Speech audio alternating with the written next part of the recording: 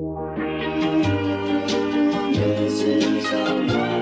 guys, my name is Em and welcome back to my channel. I am very excited for today's video. Today's video is like a try not to cry book challenge slash 24-hour readathon vlog. So basically the premise of this video is I'm gonna pick the saddest book off of my shelf and see if I cry or try not to cry. So yeah, I have a feeling it's going to be fairly interesting, and no, it is not A Little Life, okay? I am prepared to cry a little bit in this video, but not like devastate me beyond repair. However, I have picked the saddest book that I think I own. So the main book on this TBR is A Thousand Boy Kisses by Tilly Cole. I have heard many sad things about this book, mainly from Lucy from Library of Lucy. She read this last summer and has been trying to convince me to read the book since. I want to, but then I get too scared and I'm like, it's going to be devastating and I don't know if I want that. However, I feel like I'm ready to read this book. I don't know how sad it actually can be. I'm trying to think of like the saddest thing possible, and I feel like I'd be okay with it. You know, like I don't think I'm actually gonna cry.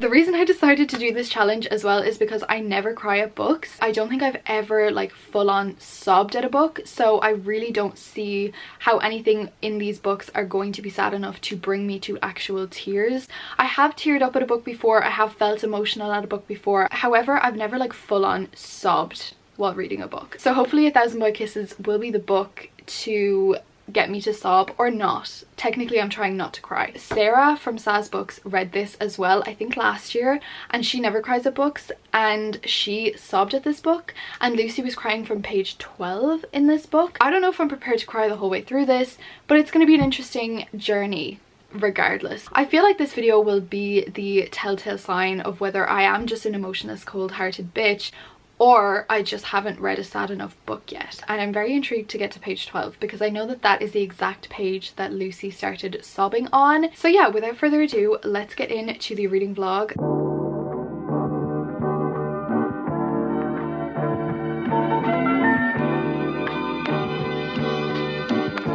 I'm on page 12. I'm just about to read it. Yeah, I can see why one would cry on this page. I'm feeling very sad at the moment, and I know that this is not even like the sad thing that's gonna happen in the book. This is just like a pre-sad sad. Maybe I am not as emotionless as I thought.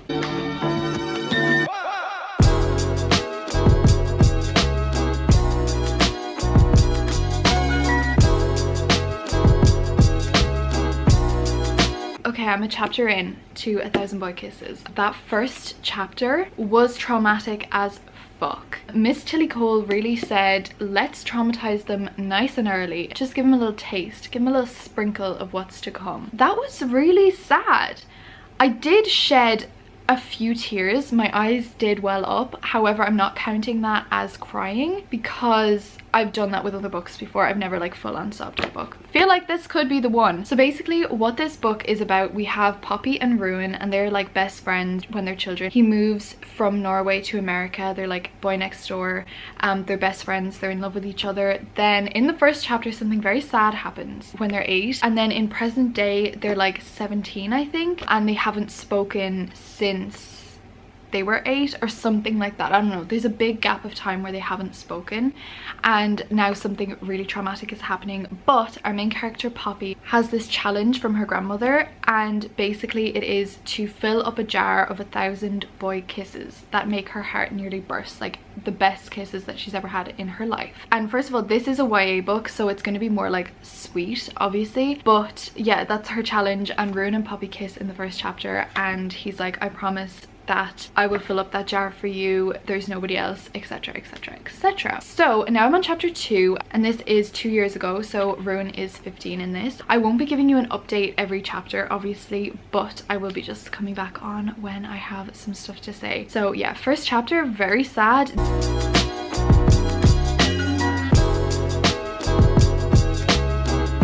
Okay, it is now 7 p.m. and I've just reached chapter 8, which is page 115. I also wanted to mention that this vlog is completely spoiler free, so don't worry. It has just been revealed what had happened to Poppy in order for her to stop communicating and completely cut Rune off. Rune has just returned to America to live in like his house again, and they just had like that angry confession of why she stopped speaking to him. I feel like the 100 pages that I just read are going to be like the least upsetting in the whole book, apart from the first chapter of course, because it was like before we knew what was going on. It was when they were separated and everything. So now I feel like it's gonna get heartbreaking from here on in. I am liking it. It's an easy read.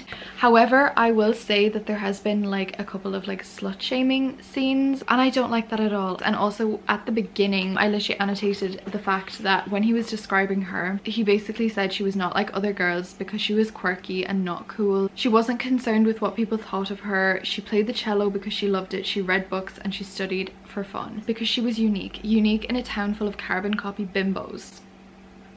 I don't really think that you have the privilege of calling people bimbos right now, and he doesn't stop there. He continues, she didn't want to cheer or bitch or chase boys. She knew she had me just as much as I had her. We were all we needed. If that doesn't scream like codependent. Now I am trying to keep in mind the fact that these kids like are 15 to 17 years old, so I'm trying to kind of like understand that this is a YA book and they're not going to be like as mature as like adult romances. However, like codependent relationships where they're literally prepared to like die when they're separated, it's just not for me, no matter what age you are. Like I think that that's just too much, and the fact that their families kind of like saw them in this like codependent relationship and didn't see anything wrong with it. So I wasn't especially mad when he had to move away for 2 years. You've literally been in a relationship with her since you were 8 years old. Who is in a relationship with someone since they're 8 years old? I have a feeling that it's going to start getting a lot more heartbreaking from here on out. My goal today is to get to at least chapter 12, which is page 236. Then I will be able to finish like the last 100 pages in the morning.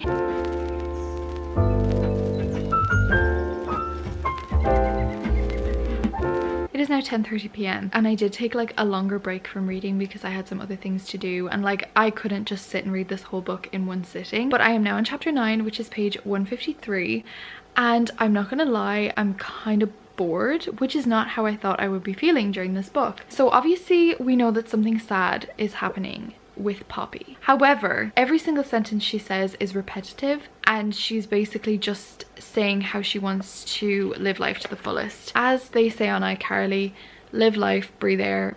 You know somehow we're gonna get there, but like it's just kind of repetitive at this stage. I'm kind of like, I get it, you're a ray of sunshine, we get it, we all get it, the neighbors get it, people across the world get it, like we all get it. But I also think she's just a bit too positive for the situation that we're in, and like she keeps having to reassure Rune, and it's really frustrating me. But like, why is he being a baby right now when she's the one going through it? But I only have 3 more chapters to get to my stopping point, so I'm gonna try just sit and read it right now. So far I'm not sad, because any of the like sad sentences or sad quotes are kind of just like boring me and cringing me, and I'm just like rolling my eyes because I'm like, this is not great. Good morning, besties. Okay, it is now Sunday. It is 10 o'clock in the morning, and I'm just about to have breakfast and try finish the last 100 pages of 1,000 Boy Kisses. I made it up to chapter 12 last night, which was page 237, so I have exactly 100 pages left. I so far don't feel very emotional or anything, because I don't kind of have a deep connection to Poppy and Rune, because they don't even seem like real people in my head. I don't know why. It's just like sometimes when they're speaking they sound very immature and very much like children, and then in other times they sound like the protagonist in a Shakespeare play. It doesn't kind of make sense to me. Like it seems a bit odd. However, the last 100 pages are about to be really sad, I can just tell. So I'm about to sit down, read this whole thing. Get you in. What, baby? I know. I will probably update you as I go, but yeah, just so you know, I have 100 pages left. But first let's make a coffee, because I feel like if I'm gonna cry, I need like the energy to cry, you know?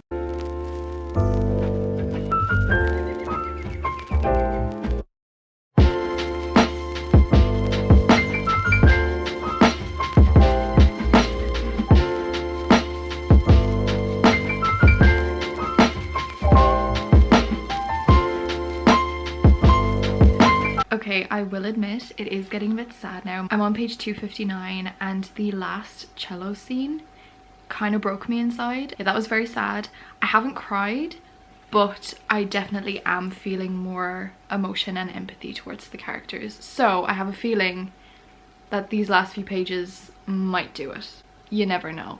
But yeah, I'm definitely finding this quite sad now, and I know what's going to happen and I don't want it to happen, and I'm just like, should I just stop reading now so I don't have to like actually read the devastating part.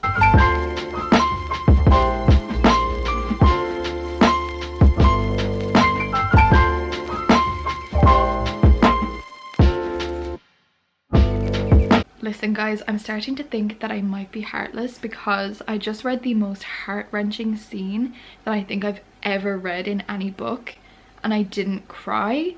So maybe I won't end up crying. However, that was such a fucking sad scene and a sad chapter. I'm like, I feel sad, but I'm not crying. So maybe I'm just incapable of crying at a book. That hit me hard. I can feel the pain of that sentence and that quote and that scene. I'm on chapter 13 right now. There's only 16 chapters in the book, so I've only got a few chapters left and I'm kind of sad.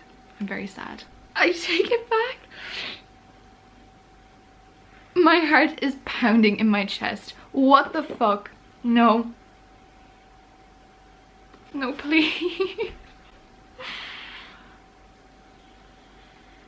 No, I can't read this. I want to throw it across the room. I'm this close to tears, guys. I know I keep going back and forth whether I will or won't cry, but this is about to be the death of me.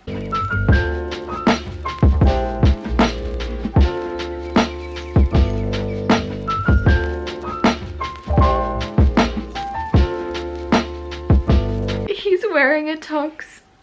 He's wearing a tux. He put the... Kill me. Kill me. There may be tears. There may be tears.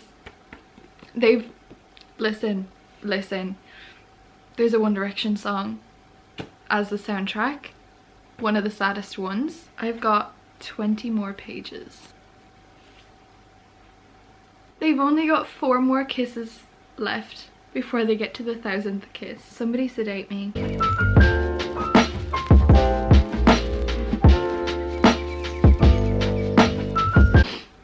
Fuck this book. Fuck this book.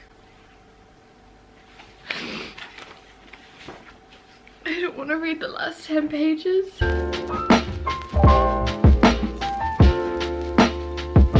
Not the letter. No, don't give me a letter. Oh no. No.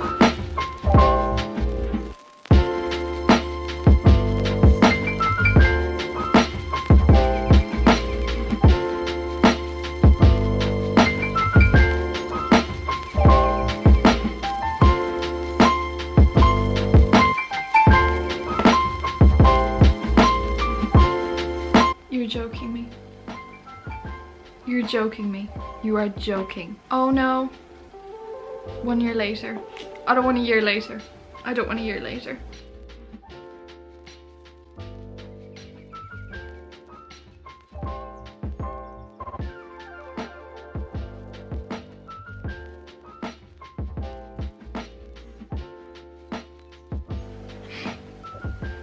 These are tears.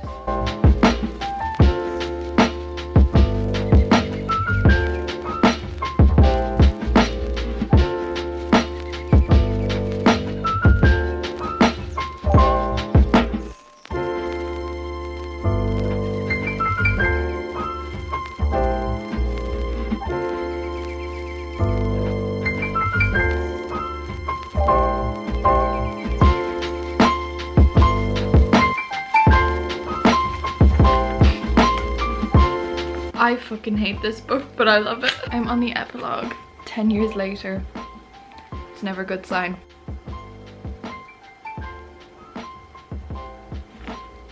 What? What? You're joking. What the fuck was that? What was that ending? What was that epilogue? I'm speechless. I feel like that shocked me more than the whole book. I need a moment to collect my thoughts. I'll be back.